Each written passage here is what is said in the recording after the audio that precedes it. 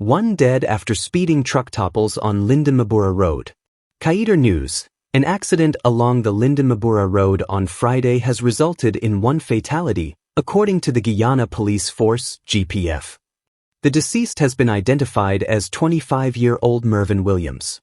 Reports indicate that the truck was traveling at a high speed when it overturned on the wet road. The incident took place around 1500 hours and involved a truck with registration number GY815, owned by Rohit Prasad of Area B, Industry, East Coast Demerara. At the time of the accident, Williams was driving the vehicle. Another occupant, Dion Wilson of Kuru, Linden Soesdijk Highway, sustained minor injuries. Police investigations revealed that the truck was heading south in the eastern drive lane of the Mabura Road at an allegedly excessive speed. The asphalt road was slick due to recent rainfall. As the truck approached a left bend, it began to slide, causing Williams to lose control. The vehicle ultimately overturned, resting on its left side and leaving Williams pinned for some time. Another truck arrived on the scene to assist in lifting the overturned vehicle. Wilson was helped by passers-by and transported to the Linden Hospital complex, where he received treatment and was later discharged. Unfortunately, Williams was unconscious when transported by police to the same hospital, where he was pronounced dead on arrival. His body has been taken to the pensioners' mortuary, awaiting a post-mortem examination. Investigations into the incident are ongoing. Arrest of construction worker pretending to be junior minister's father. Gavin Rodriguez, a 53-year-old construction worker residing at Lot 15 Robb Street, Bourda, Georgetown, was arrested on Friday, April 11, 2025, for allegedly posing as the father of Junior Minister of Housing and Water, the Honorable Susan Rodriguez, and soliciting funds from individuals. He was subsequently charged on Monday, April 15, 2025, with the offense of obtaining by false pretense, contrary to Section 99, B, of the Summary Jurisdiction Offences Act, Chapter 802, Summary Jurisdiction Amendment Act 10 hours 98 minutes. Rodriguez appeared at the Vreed and Hoop Magistrates Court before His Worship Mr. Ravindranath Singh. During the proceedings, the charge was read to him, and he pleaded not guilty. He was granted bail in the amount of $50,000 GYD. The case has been adjourned to June 23, 2025. Cuban national found dead with stab wounds at Melanie Market Street. Newsroom. Jose Aurelio Ramirez, a 54-year-old Cuban national, was found dead after suffering multiple stab wounds at Melanie Market Street, East Coast Demerara. According to a statement from police headquarters, the incident occurred around 2:40 hours on Sunday, April 13. One suspect has been arrested and is currently in custody. Police reports indicate that an anti-crime patrol was on duty in the vicinity of Melanie Market when they observed an emergency response team from the Melanie Fire Station attending to Ramirez. He was found lying on the road with several suspected stab wounds to his body, including injuries to his chest, rib, and chin. A female Cuban national was present with Ramirez at the time of the incident. Although she was not injured, she has been questioned and is assisting police with their investigations. Ramirez was pronounced dead at the scene, and his body has been escorted to Memorial Gardens Funeral Home, where it awaits a post-mortem examination. Authorities continue to investigate the circumstances surrounding his death. Businessman arrested for unlawful possession of ammunition. On April 10, 2025, Diadnath Law, a 23-year-old businessman from Airy Hall, Essequibo Coast, was arrested for the offense of unlawful possession of ammunition without license. The charge was filed under Section 16(2) of the Firearm Act, Chapter 1605. Law appeared at the Bartica Magistrates Court on Monday, April 14, 2025, before His Worship Tariq Mohammed, where the charge was read to him. He pleaded not guilty and was subsequently placed on bail in the amount of $100,000. The matter has been adjourned to May 20, 2025.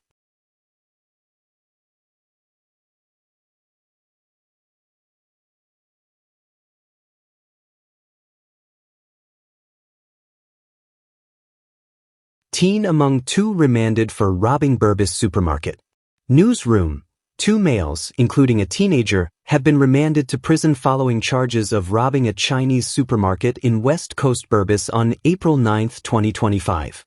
The defendants, a 17-year-old boy and Cleveland Sears, a 24-year-old construction worker from South Ruimveldt Park, Georgetown, appeared before Magistrate Michelle Mathias at the Blairmont Magistrates Court on Monday. During the court proceedings, it was revealed that the teenager and Sears, armed with a knife and a gun, robbed the Sweet Life supermarket, owned by a Chinese national. Both defendants, who appeared without legal representation, faced joint charges of robbery under arms and pleaded guilty. Police prosecutor Sergeant Garfield Edwards opposed bail, citing the defendants' inability to provide proper addresses, which could hinder police efforts to locate them if necessary. He emphasized the severity of the crime, particularly the use of a firearm, and insisted that bail should be denied. Magistrate Mathias ordered a probation report for the teenager, who was remanded to a juvenile holding center, while Sears was remanded to prison. The 2 defendants are scheduled to return to court on May 12 for sentencing. Reports indicate that on the evening of the robbery, around 21:12 hours, as the supermarket was closing, 2 masked men, armed with a gun and a knife, stormed in, demanding cash. They made off with $500,000 in cash and $400,000 worth of phone cards. Following the incident, the matter was reported, and the crime scene was examined. CCTV footage led to the swift arrest of the 2 men, who were confronted with the evidence and subsequently confessed during video and audio interviews. Authorities recovered $7,800 along with clothing that matched what was seen in the footage, solidifying the case against them. The suspects have since been charged accordingly. Deported drug trafficker Gailey Khan hospitalized, set to be charged with murder. Newsroom: Gailey Khan, the deported drug trafficker who is accused of shooting and killing his partner Marissa Beat before turning the gun on himself, remains hospitalized but is expected to face murder charges. The newsroom has been reliably informed that police have received legal advice to formally charge Khan with murder. The charges will be instituted once he is discharged from the hospital. Khan allegedly murdered Beat, an employee of the Ministry of Culture, Youth and Sport, on the evening of April 8. Reports indicate that the incident occurred after Khan visited Beat's home in Rectorzy, Parfait Harmony, West Bank Demerara. The couple had been in a relationship for 2 years but were reportedly not on speaking terms at the time of the visit. Upon Khan's arrival, Beat's mother advised her not to open the door. However, she eventually did so, allowing Khan inside while her mother left to give them privacy. Shortly after, a gunshot echoed through the house, and Beat was found lying on the ground, bleeding. Khan subsequently fired a second shot at Beat before retreating behind a door in the house and shooting himself in the head. Khan has a history known to law enforcement. He was deported from the United States in 2024 after completing a prison sentence for drug trafficking. As investigations continue, authorities are preparing to move forward with the murder charge against him. Man remanded to prison after Kanu finds cannabis, gun, and ammunition at East Ruimveldt home. Jamal Johnson has been remanded to prison following the discovery of 1.2 kilograms of cannabis, an unlicensed firearm, and ammunition at his residence in East Ruimveldt, Georgetown. The discovery was made on Tuesday, April 8, by officers from the Customs Anti-Narcotic Unit, Kanu. Acting on received information, the ranks conducted an operation in the area, during which they unearthed a quantity of cannabis weighing 1.2 kilograms, along with a black Canik 9mm pistol, serial number T6472-20cc02763, and a magazine containing 6 live rounds. Johnson was subsequently arrested and taken to Kanu headquarters for questioning. On Friday, he appeared before Magistrate Faith McGusty at the Georgetown Magistrates Court, where he pleaded not guilty to the charge of possession of 1.278 kilograms of cannabis for the purpose of trafficking. Bail was refused, and Johnson was remanded to prison as investigations continue into the matter. Taxi driver granted bail in Hope Street robbery case. Guyana Times. Taxi driver Owen Boston, who had been previously remanded in connection with a robbery incident at Hope Street, South Cummingsburg, has been granted bail following his second court appearance. The 24-year-old Boston appeared on Friday at the Georgetown Magistrates Court before Principal Magistrate Faith McGusty. He was once again represented by attorney-at-law Dominic Bess, who renewed the application for bail, arguing that there had been no contact with the virtual complainant and that the prosecution still lacked the complaint file. Bess suggested that the case may not progress significantly due to the absence of substantial evidence linking his client to the crime. In response, the prosecution stated they had no objections to the bail being granted but requested that Boston be subject to reporting conditions. Consequently, Magistrate McGusty granted bail in the amount of $150,000, ordering him to report to the Brickdam Police Station on the fourth Friday of every month between 9 a.m. and 3 p.m. The case has been adjourned to April 23. Boston was initially charged on February 19 with robbery, which he denied. During his first court appearance before Acting Chief Magistrate Faith McGusty, bail was denied due to the seriousness of the offense and the existence of closed-circuit television, CCTV, footage allegedly implicating him. According to police reports, the incident occurred on Sunday, February 16. It is alleged that while in the company of others, Boston robbed Gloria Ben of a handbag valued at $5,000, a smartphone worth $40,000, and $30,000 in cash. The prosecution described how Ben was walking along Hope Street when a black station wagon, driven by Boston, pulled up. Two men, who were reportedly hiding behind a truck, emerged, snatched the woman's belongings, and fled in the vehicle. At that time, Attorney Bess contended that Boston, a licensed taxi driver, had simply picked up two unknown men who flagged him down and had no knowledge of their intentions. He further argued that aside from his client's vehicle being in the vicinity, there was no direct evidence linking him to the robbery. Magistrate McGusty questioned the likelihood of robbers randomly flagging down a taxi in the midst of a heist to use it as a getaway vehicle. She expressed an interest in viewing the CCTV footage. Boston was remanded to prison pending the availability of the video. With the case file still incomplete weeks later, the court has now opted to release him on bail with conditions.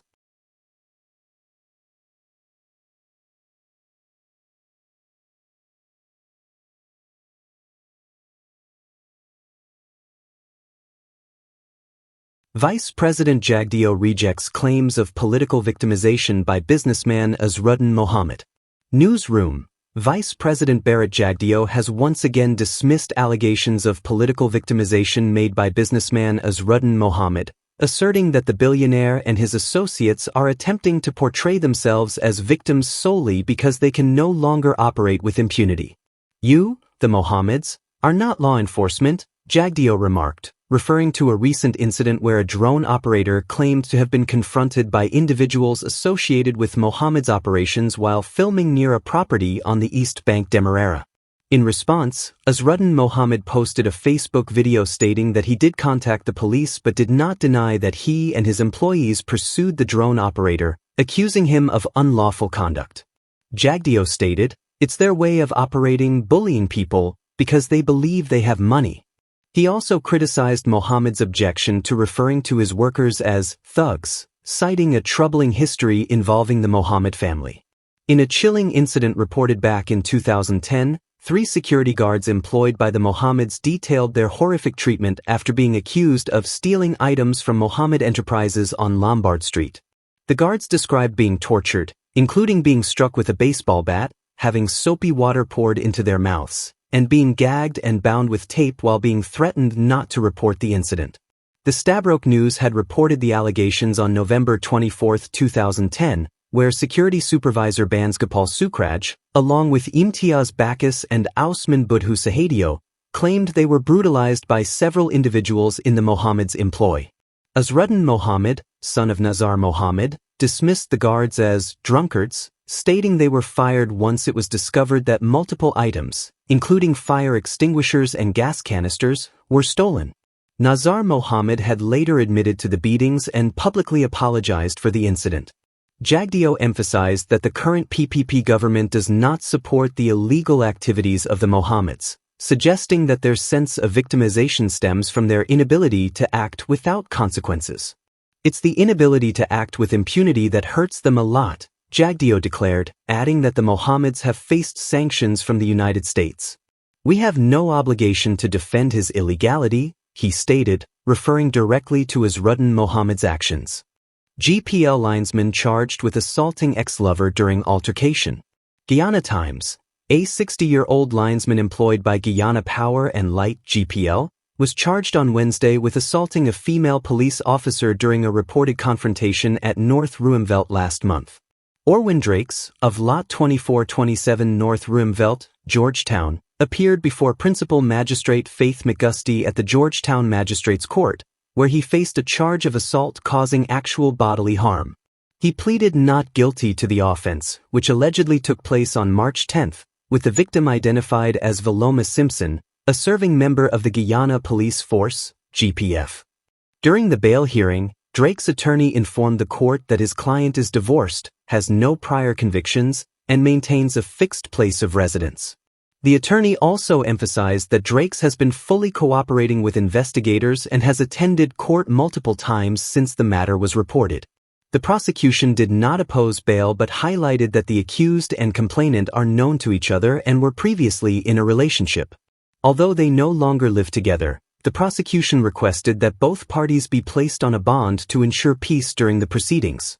According to the prosecution's account, Simpson approached Drake's to inquire about a specific matter when the confrontation escalated. It is alleged that during the exchange, Drake's pushed the policewoman into a nearby drain, resulting in injuries. In response, Drake's attorney claimed that his client was, in fact, the one who had been assaulted during the encounter. Magistrate McGusty granted Drake's bail in the amount of $20,000 and ordered both parties to be placed on a bond to keep the peace pending the case's outcome.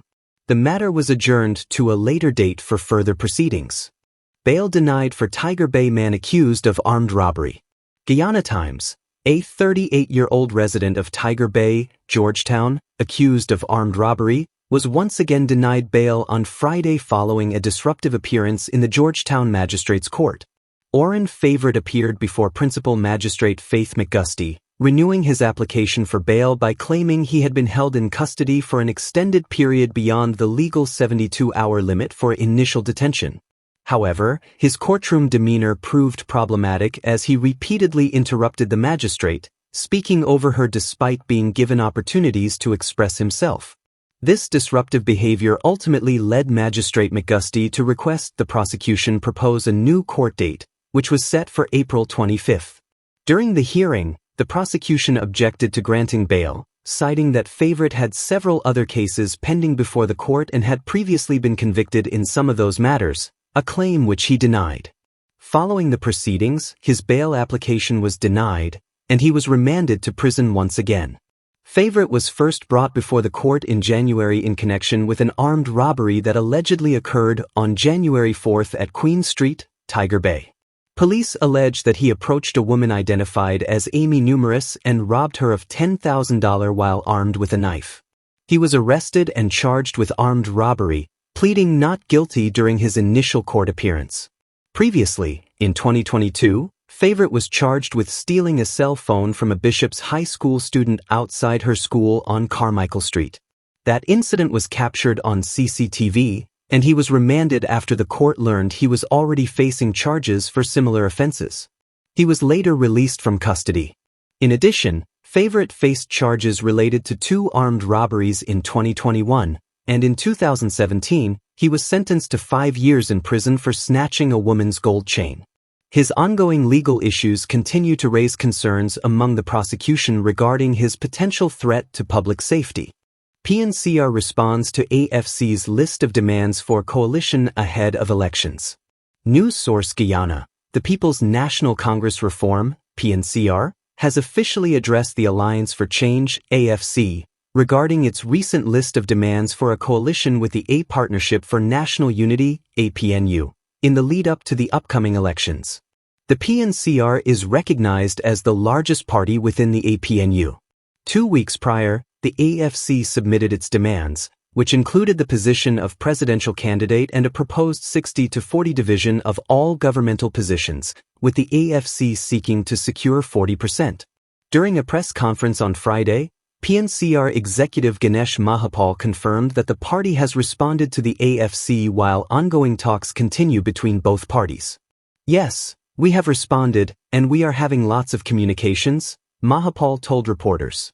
He refrained from disclosing specific details of the PNCR's response, instead noting that discussions are progressing positively. The talks with the AFC are ongoing.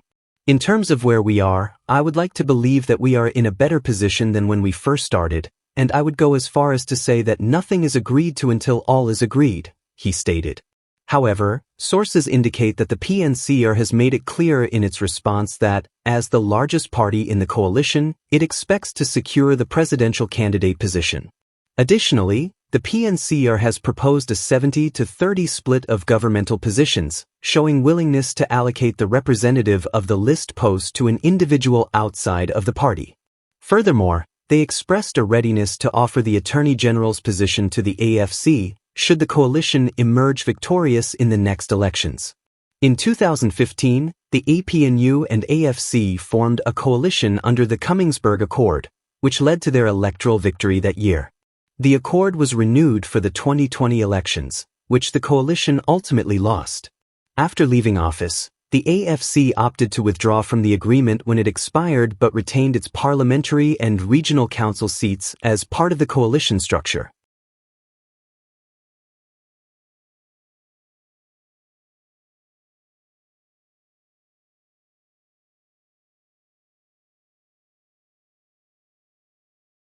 Immigration status of Nigerian national under review amid forgery charges. Guyana Times. A Nigerian national previously charged with uttering forged immigration documents returned to the Georgetown Magistrates Court on Friday, where Acting Chief Magistrate Faith McGusty ordered a report to be prepared to determine his current immigration status before further bail considerations can be made. 31-year-old Orin's Reginald Oduns, who was remanded to prison last month, faces two separate charges related to alleged document fraud, one before the Georgetown Magistrates Court and another at the Diamond Magistrates Court. The charges stem from his alleged attempt to use a forged Ministry of Home Affairs work permit/extension of stay letter to prolong his stay in Guyana. Represented by attorney-at-law Dexter Todd during this appearance, Oduns' lawyer argued that both charges relate to the same alleged act of forgery, but the matters were divided based on jurisdiction, with one case occurring at the Central Immigration Office in Georgetown and the other at the Chetty Juggin International Airport, CJIA, Timeri, located along the east bank of Demerara, EBD. Todd emphasized that his client is not a flight risk, noting that Oduns has been living with coworkers at the address previously provided to the court, and the police are currently in possession of his passport. He stated that there is no way his client can flee the jurisdiction without a passport, especially given that it requires substantial time to travel back to Nigeria. In his renewed application for bail, Todd contended that the nature of the offense, forgery, is bailable. However, the prosecution opposed bail, highlighting that Oduns is not a Guyanese national and underscoring that the forged letter used in the alleged offense was traced to a number officially issued to someone else. The prosecution cautioned the court against enabling what they described as lawlessness, citing previous instances where attorneys have vouched for non-nationals who later absconded without a trace. This court must hold persons accountable, the prosecutor stated, reiterating that Oduns remains in Guyana illegally, having overstayed his initial 3-month entry, which expired on February 24, 2025. During the hearing, Chief Magistrate McGusty questioned the legality of Oduns' presence in Guyana, specifically asking whether he was currently legal or illegal. In response, Todd maintained that until the document is officially proven to be forged, his client should be presumed legal. He added that the original letter used by Oduns to travel was presented to the South African Embassy, which reportedly has a policy of verifying visa travel with employment-related letters. Todd explained that his client believed he had received a legitimate job offer from a local security firm, which provided the necessary documentation. All he did was go to renew his work permit, and that's when the issue was discovered, Todd told the court. In light of these considerations, Chief Magistrate McGusty has ordered that a report on Oduns' immigration status be presented on April 14, at which point the court will determine the next steps in the proceedings. Court again denies bail for man accused of savage Cutlass attack on elderly partner. More than 5 months after his arrest, a 60-year-old taxi driver accused of attempting to murder his elderly common-law wife remains behind bars, as the Georgetown Magistrates Court once again denied him bail on Friday. Keith Williams, who has been on remand since November 13, 2024, made his latest court appearance before Principal Magistrate Faith McGusty. The prosecution informed the court that the police investigation has been completed. However, legal advice from the Director of Public Prosecutions, DPP, is still pending. Despite the investigation's conclusion, the prosecution continued to object to bail, citing concerns that Williams may interfere with the virtual complainant if released. As a result, Magistrate McGusty upheld the objection and further remanded him until April 30th, when the prosecution is expected to disclose statements related to the case. Williams is accused of a brutal Cutlass attack on his 74-year-old partner, Deanna Bourne, in November of last year, a case that has horrified the public due to the extent of the violence and the devastating injuries inflicted on the victim. He was first charged in November 2024 with attempted murder after allegedly chopping Bourne multiple times with a cutlass during a domestic dispute. The attack took place at their shared residence following an argument. According to court reports, Williams had been denied entry to the house by Bourne but was eventually let in by their 17-year-old granddaughter. He subsequently entered Bourne's bedroom, reignited the argument, and returned with a cutlass from his car. He allegedly inflicted several chops to her head, face, arms, and chest while she was in bed. Bourne was left critically injured and unable to speak. Reports indicate that Williams attempted to flee the scene but was intercepted by bystanders while still clutching the weapon. He was arrested and remanded to prison on November 13th. During a previous court appearance on January 30th, Williams' attorney pleaded for bail, citing his deteriorating health. The lawyer informed the court that Williams suffers from an enlarged prostate and requires a tube and bag to urinate.